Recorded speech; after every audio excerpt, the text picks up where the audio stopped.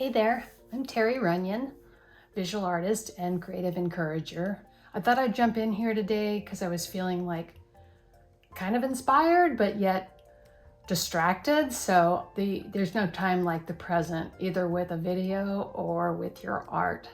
So I am going to create something that has to do with the prompt pink.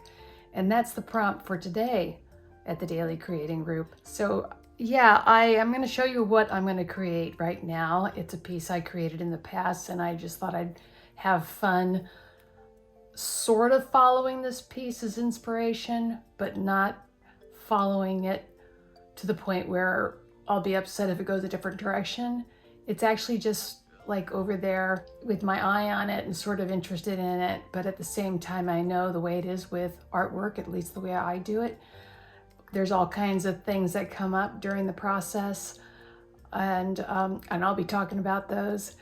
I've been asked by several people to make a real-time video, so I'm not speeding up the process, so that's what my intention is here.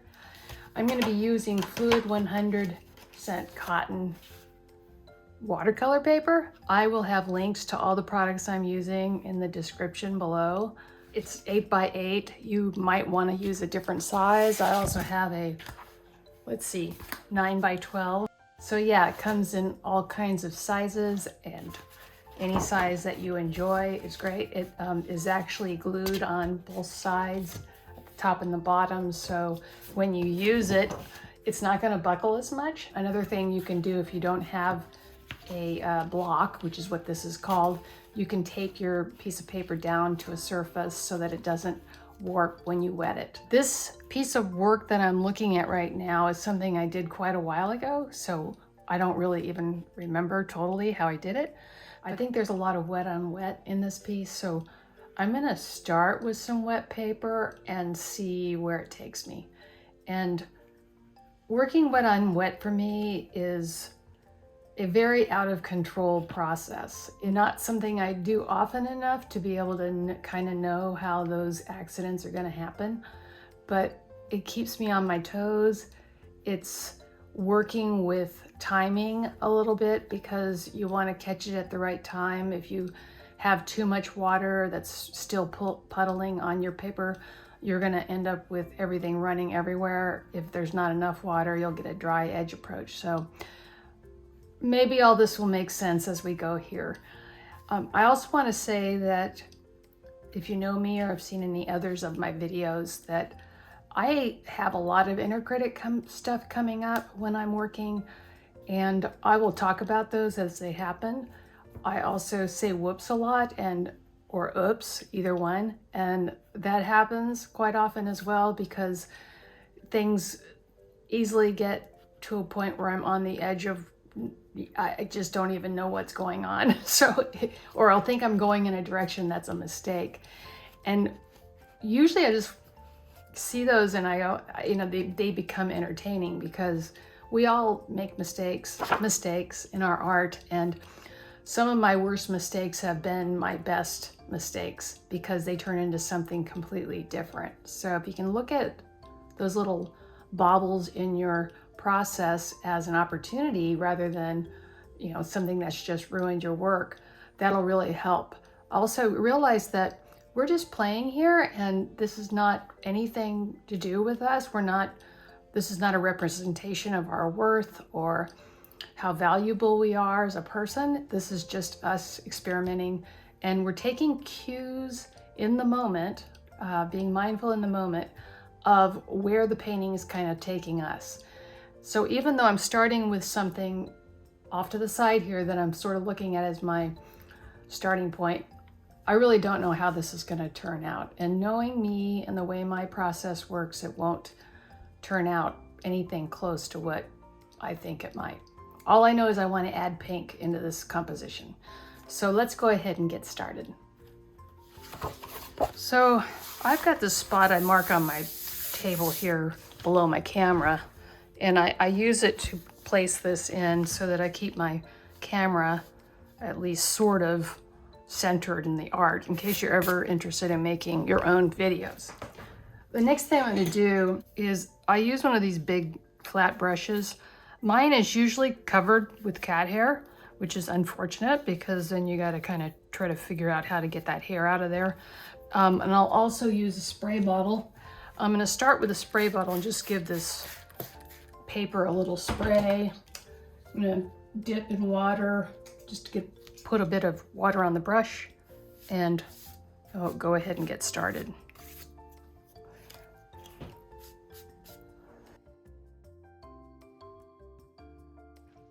I already want to let you know I had made a mistake at the beginning of this video with my process, and that is I forgot to put my headphones on, which are my speaker. So from here on out, you're going to hopefully get a little better sound quality. So let's continue. Anyway, I've got my paper wet down here, and you can see there's a little bit of a shimmer here, but it's not puddled. I have a little bit of a puddle over here, and what I can do to fix this is just run the brush over again. This brush is damp but not soaked. I can see I have some dry spots, so I'm going to come over with the brush again with some water in it and get it a little wetter. And I'm picking up some kitty hair. Thank you, kitties. Maybe a kitty will make an appearance later in this video. I think I've got this right where I want it. We don't have any, we definitely have some cat hair. If you run the brush backwards, sometimes that'll grab it out of there. It also puts it back in the brush, which is not necessarily the best thing for continued working with this brush, but there you go. And the brush I'm going to use is one you can get online. I also have the links in my commentary below. It's a Creative Mark Mimic brush, and this is the size 10 round.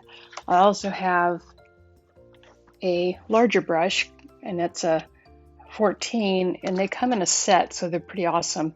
You know, they're synthetic, so you're not having to deal with any animal issues here. So I'm just going to go ahead and get started with this larger one. And I've already deposited some more hair on my canvas. Very hard to get it off. Once I'm painting, I don't try to get it off. I go ahead and let it be there, and I take it off when it dries. So I'm going to start with some black paint and get started. So this is a little bit of a wet surface. It's had time to dry slightly. I'm going to start with this black kitty. And I already know I'm going to switch it up and make it not solid black. I'm going to make what they might call, or what you might call, a tuxedo. I'm putting a little more pigment down here so it'll be blacker.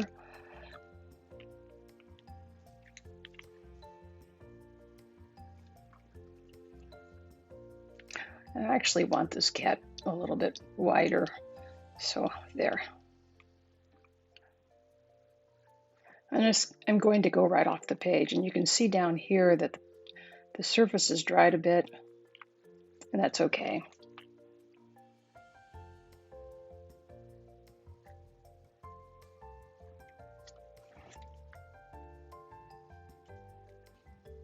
Oh, my ear's a little bit bigger. Pretty forgiving at this point. With wet on wet, you may be trying to keep your kitty ears from splaying out too much if like the paint goes out. If that's the case, you could come in with a tissue and dab around to stop the paint from running along the sides. So let's do an example of that here. If I dab up this water, making sure I switch directions on this tissue, it can't keep moving out because the water's been taken away. Next, I'm going to start with the pink flowers. This is going to be a dominant theme, as we've discussed, and my flowers are always just big blobs of color. Your flowers may be different than that. Go with what makes you happy. I'm going to throw some variation in this with some more orangey flowers. Same blobbiness. Maybe they're just round. And maybe some yellow ones, or at least more orangey.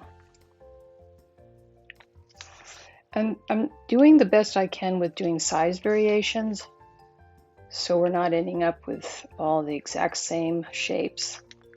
And don't be afraid to butt some up against your kitty. There'll be some bleeding and it'll make a mess that you think is a mess. And I'm thinking that right now because my critic loves to chime in. And I'm going to leave this, and this is going to bleed off the edges too, so I'm going to go ahead and put some over there. This is drying pretty quickly. I'm going to add some leaves now. I'm going to start with a lighter color. It's easier with watercolor to start lighter and work out. I'm just putting some little branches on these flowers.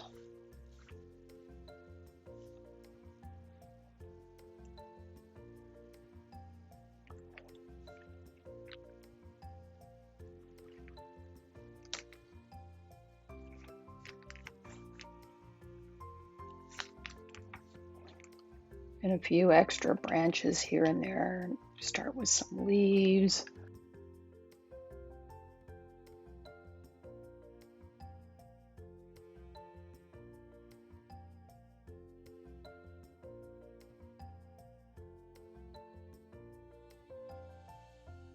I'm going to throw some other colors in here too, because variety is the spice of life with all things, but I think in particular you can relate to that with artwork. I'm going to come in with some other colors of green, and I'm leaving in a lot of time here I would normally take out,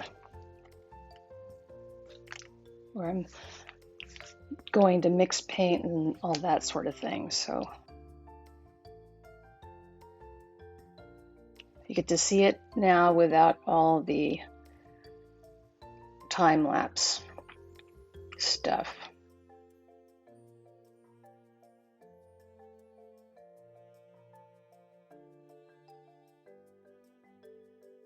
You can see every time I get near that cat, I pick up a little bit of the black paint, but I kind of like that, even though it may appear messy.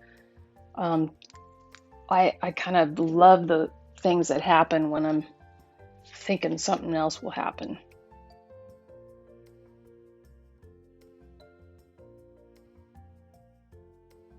I just kind of go around and see how I feel. Does everything feel like it's working well? You can see there's a lot of puddling here. And what I do with that is I take my brush. I seem to have switched brushes, just so you know. This is the one I use quite a bit, but this is a squirrel, whatever you call it. Can't even remember the name right now, but it's a Scharf brush, and I don't usually recommend these because they're super expensive, and it is a natural hair brush, and you know, I just don't like to recommend them, but I'm using it right now. I'm actually gonna take this, splay it out like this, take most of the water out of it, and just pick up some of this moisture here. If you do it early in the process, when it's puddling, you won't be able to necessarily see that as it dries. It's also fun to have some of these blooms and things going on within the paint itself. So keeping that in also works. Yeah, so while I'm still wet, I'm going to come in with a colored pencil. That's a watercolor pencil, and see what I can do to add a little detail in here. Now, because this is still wet, it goes on a lot smoother than once it dries.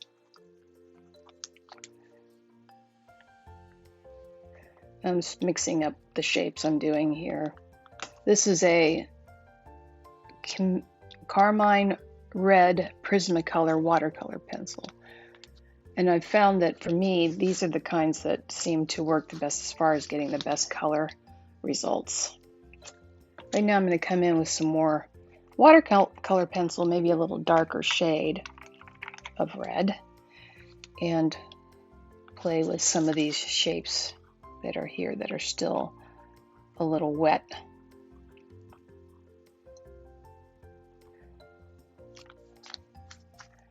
Got another one here that I'll play with.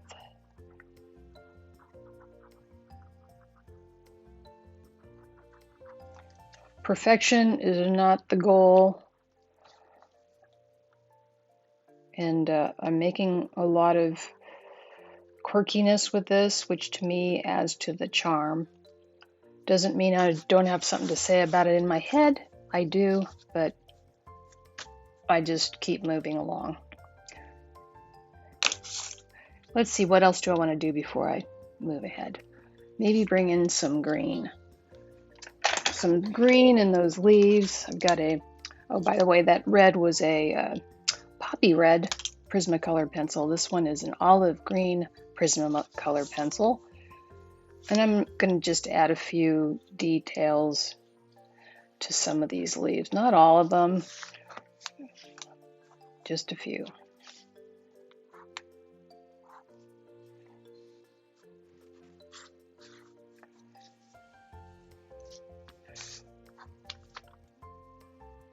As I'm doing this, I'm having more time for this to dry.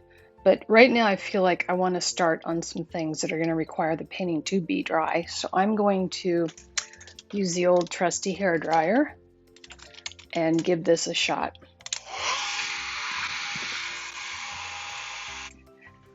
So I realized that I really made a mess out of these water containers since I've used pretty saturated colors. You can see they're very dark. So I'm going to go ahead and get new water. In addition, my watercolor palette is pretty messy. I have a link to all the different paint colors that I use in the About section in this video. So I'm going to go get that water now. I'm back. And for your viewing pleasure, she wants to go back in her bowl. So I'm going to put her back there now. Anyway, cat hair. At this point, I'm going to put on my trusty glasses and got those on. I'm going to continue with some of the details here. At this point, I usually move to the eyes, and I am going to make the eyes, I think I'll make the eyes blue, and I'm going to use a blue Posca pen, which I don't know the color on this because it's some sort of turquoise or aqua. It's, Posca ultra fine 1mm size pen, and I'm going to use this. When I use the Posca, I shake vigorously, and then I use a test paper. So color, I can use a white one, or if it's a white Posca pen, I use a black paper, which I'm not locating at this moment, but I will eventually. Since we're using blue, I'll go ahead with this and move into the eyes here. So like I said, I get this started on a side piece of paper so I'm not destroying my work with a big blob of acrylic paint, which is what this is. Done a lot of cat eyes, so I don't have to think about it a whole lot. Sometimes they don't come out evenly, and that's part of the fun of this process. This first layer of Posca usually is just a big mess. I also just found a spot where my painting is still wet.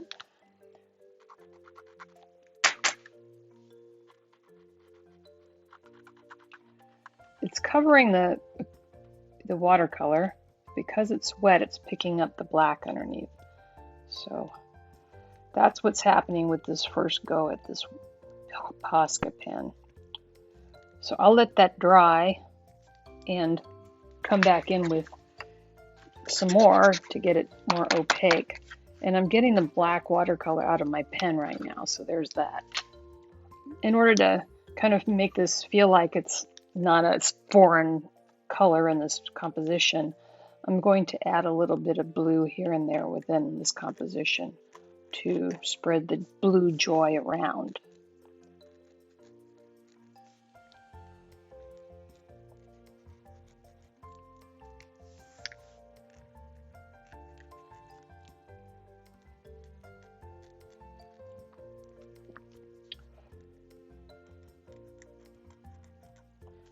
So let's see, one more. I lied, one more. Okay, I'm gonna stop with that now. I can always come in and make some more. I'm gonna move to my white Posca, and I still haven't found my dark piece of paper, but I do have a painted surface here that I can use. Oh, I found it, yay. So I'm using a black piece of paper because with the white you want to be able to test it out on a dark surface. You can see my white is not opaque, so I need to do a whole lot more shaking and some tapping, and then I'll try the line. And sometimes white Posca pens just are not as opaque as you wish. Sometimes I'll open them and shake them a little. I don't know what the deal is, Posca, if you're listening.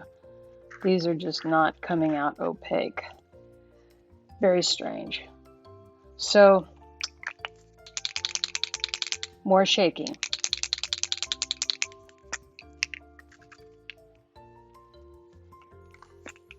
Before I do any more with that, I'm going to do a little more watercolor. I'm going to put a center in this flower and this one.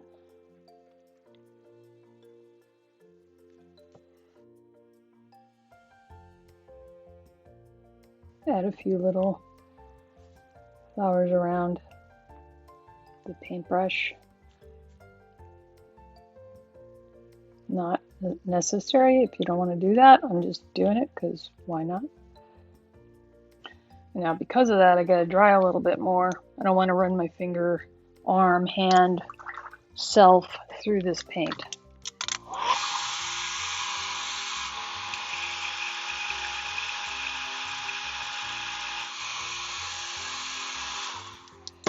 One of the hazards of using hair dryer is oftentimes it loosens the glue and you lose the glue on the edge, which is kind of sad, but we can work with it. This isn't completely dry, but I think it's close enough. And I know using that hair dryer has helped to dry these eyes out. So I am going to come in and give another coat here of this Posca pen.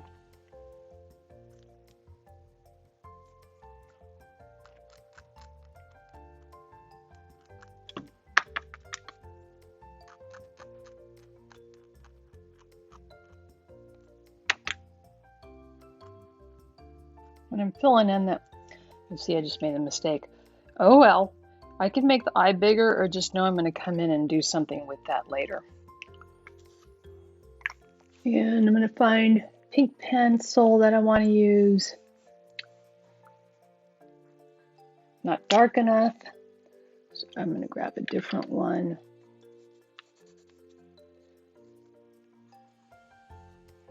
That one's too cool. I'm looking through my pencils to find just the right one. That one's not it. Might have saved some time if I'd gotten this figured out before the video, but we're not here to save time. We're here to have fun and learn as we go while playing and experimenting. And there you go. There goes another time when I'm running my hand through this lovely test deal. You gotta really wear your supplies to prove that you're a real artist. Done with the pink pencil for now, and the eyes are still drying, so I'm going to come in with a black Posca pen. I'm always using the 1mm.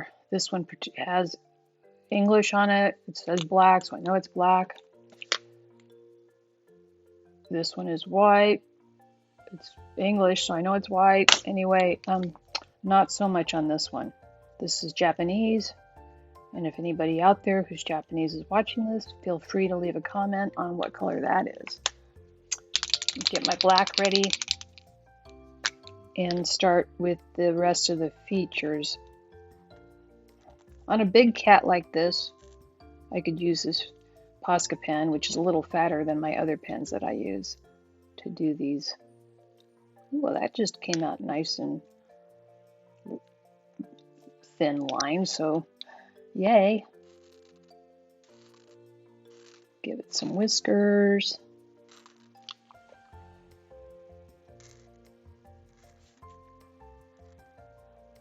Yeah, depending on the angle you can hold the pen is how wide or narrow you're going to get.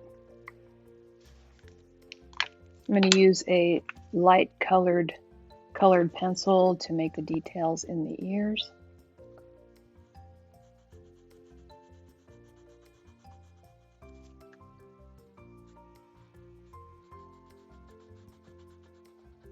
I'm also going to use it for fur marks on the kitty.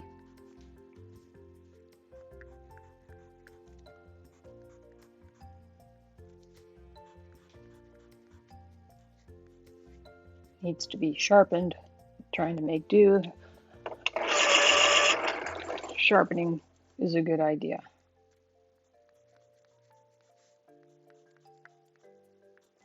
More cat hair. I'm going to use my white Posca to do some other details now.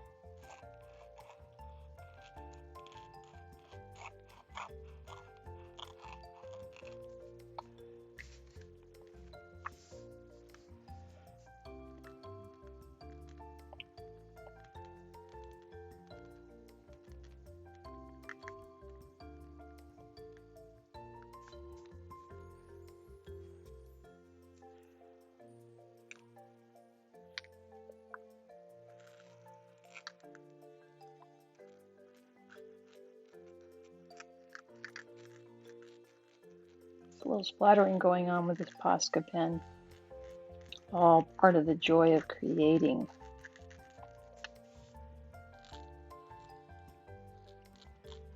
I'm not trying to do these the same. As a matter of fact, the more variety, the better.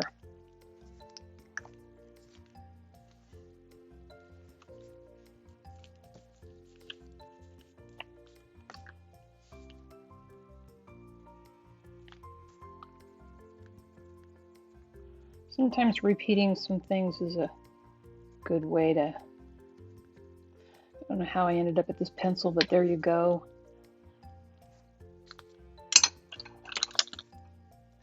Coming back to the green.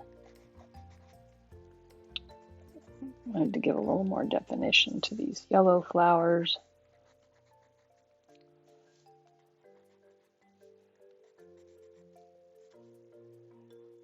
Let's see what else. Definitely need to finish these eyes. They seem to be dry, so I'm coming back in with this black Posca pen. Putting the eyes in. The imperfect eyes. And I'm going to do this little fix thing with where this Posca pen went a little stray. I'm just outlining the eyes. This is a good way to get them a little closer to each other. Again, not necessary, but if you want to do it, I wanted to demonstrate it. And they're still not close to each other.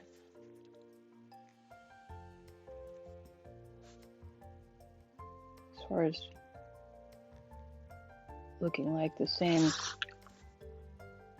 Now you can go back and forth with Posca pens because they are acrylic. They will cover previous marks, just like any acrylic, or acrylic gouache is the same. And I can just work on this all day and get all perfect about it, or not. I'm choosing not to. I might give this a little white just as a highlight. Don't usually do that. I don't love it, but there it is. I'm also going to give this tuxedo kitty a little more white by adding a little above the nose. What else can I do with this white pen? Am I feeling like this is approaching finish? That's always an interesting thing. When you feel like you don't know the next step, there's a lot of things you can do at this point. You could walk away for a while, which I pretty much never do. I take it as more of a sign that I'm approaching the end, and that's why I'm not coming up with any kind of additions that I want to add.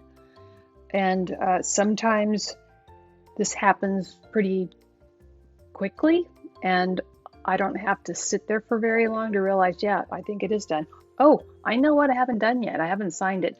It's really important to sign your work. People may want to know if it gets shared around who did that piece of artwork, and definitely putting your name on it will help to clarify that. So yeah, I'm going to finish with a little more detail and my signature, and I'll be right back. I feel like these needed to be a little longer.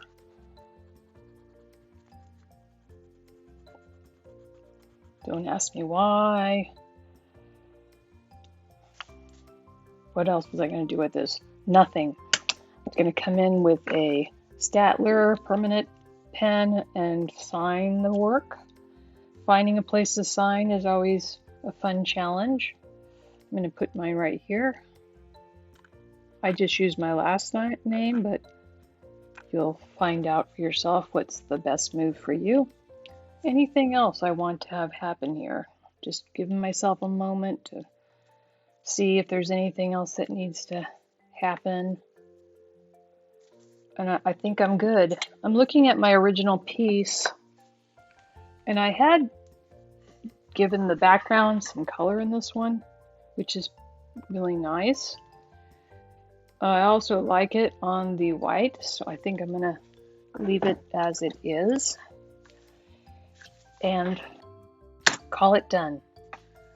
So there you have it, a real-time video of me painting with some wet on wet, with watercolor and assorted other things. So it's really a mixed media because I've mixed in other products. I didn't really go through a hate it phase with this particular one, which was really weird. I usually, when I'm painting, go through a hate it phase where I just feel like, oh, this is the worst piece of art I've ever done. And I know that happens pretty much every time, except for this time, which I'm still shocked about, but I just keep going with that. I realize what it is. It's just, oh yeah, that's that inner critic coming up and telling me once again, the same old thing I always hear it say is, this sucks, or whatever form of information it wants to give me that day.